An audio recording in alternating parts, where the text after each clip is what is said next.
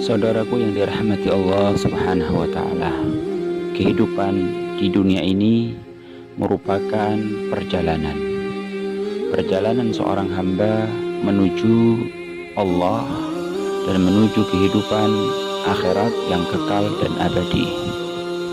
Rasul Shallallahu Alaihi Wasallam di dalam menyebutkan tentang kehidupan di dunia ini seharusnya bagaimana, di dalam nasihat Nabi Muhammad Sallallahu Alaihi Wasallam yang disampaikan kepada Abdullah bin Umar, Rasul Sallallahu Alaihi Wasallam menyampaikan kepada Abdullah bin Umar, kun fid dunya ka'annaka gharib, jadilah engkau wahai Abdullah bin Umar, dan juga ini nasihat buat seluruh umatnya Nabi Muhammad, agar hidup di dunia ini seakan-akan orang yang asing.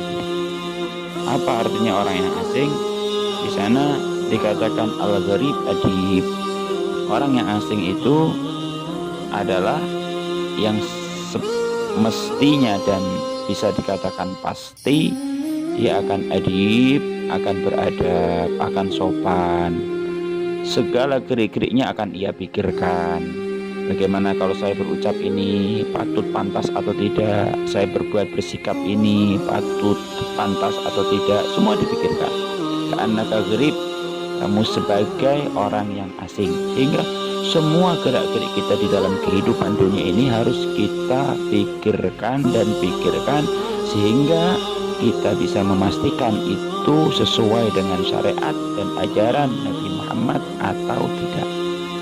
Au abiru sabil, atau kamu hidup di dunia ini sebagaimana orang yang sedang melaksanakan perjalanan, sedang berjalan pada tujuan yang ia harus sampai di situ, yaitu akhirat.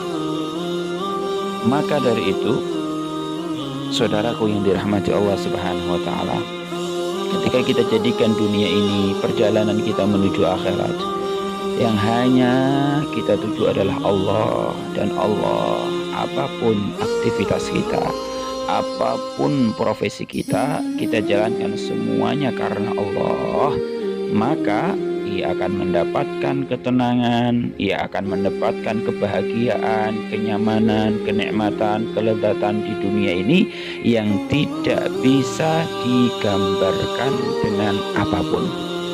Akan tetapi, bagi yang menjadikan kehidupan dunia ini hanya ajang untuk berlomba-lomba di dalam memperbanyak dunia, mempertinggi derajat tahta, memperbanyak umat atau pengikut, hanya makhluk dan makhluk tanpa terbesit ataupun ingat sedikit pun tentang Khalik, yaitu Allah, maka yang ia dapati di dalam kehidupan dunia adalah kenistaan, kegalauan, kesedihan, kekurangan, ketidaknyamanan yang ada.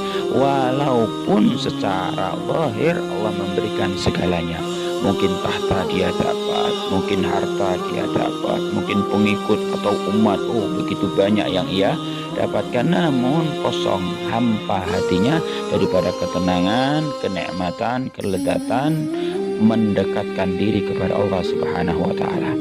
Maka kita bisa lihat contoh Nabi Musa alaihi salam, ketika Nabi Musa melaksanakan perjalanan, yaitu mencari Khidir. Ketika Nabi Musa diperintahkan oleh Allah untuk menemui Nabi Allah Khidir guna mengambil istifadah ataupun ilmu daripada Nabi Allah Khidir, maka dilaksanakanlah perjalanan oleh Nabi Musa.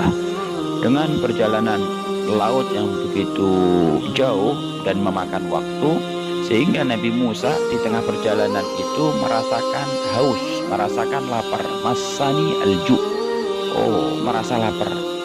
Kenapa? Karena udah lama perjalanan itu dilaksanakan, Nabi Musa belum makan, Nabi Musa belum minum, sehingga ada rasa perih atau rasa ketidaknyamanan yang disebabkan haus dan lapar yang dirasakan oleh Nabi Musa.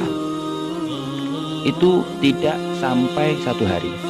Namun di dalam perjalanan yang lain, ketika Nabi Musa benar-benar tertuju aktivitas dan sikapnya serta ucapannya, segalanya ini dari ujung rambut sampai ujung kaki tertuju hanya kepada Allah, yaitu ketika Nabi Musa berada di Gunung Turi Sina.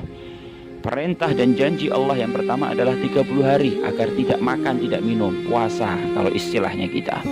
Kemudian ternyata ada beberapa hal dalam riwayat yang lain, karena Nabi Musa sebenarnya tidak diperkenankan untuk bersiwak, namun Nabi Musa bersiwak, maka kemudian Allah menambahkan 10 hari, sehingga 30 ditambah 10 hari, 40 hari, tamma miqatu rabbih, sempurnanya semuanya hari-hari yang dilalui oleh Nabi Musa di dalam Gunung Turi Sina itu 40 hari.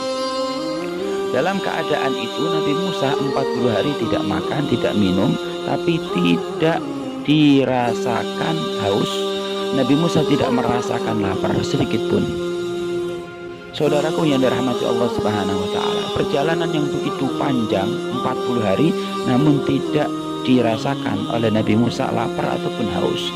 Tapi yang tidak sampai 1 hari tadi, perjalanan mencari makhluk yaitu Nabi Allah Khidir, dia rasakan haus dan lapar. Apa pelajaran di situ yang disampaikan oleh Ibnul Qayyim, bahwa ketika orang melaksanakan kehidupan atau perjalanannya ini hanya semua tujuan utamanya hanya Allah dan Allah, segala aktivitas yang dia laksanakan hanya Allah dan Allah, maka ia tidak akan merasakan daripada musibah, bala, kenistaan di dunia ini.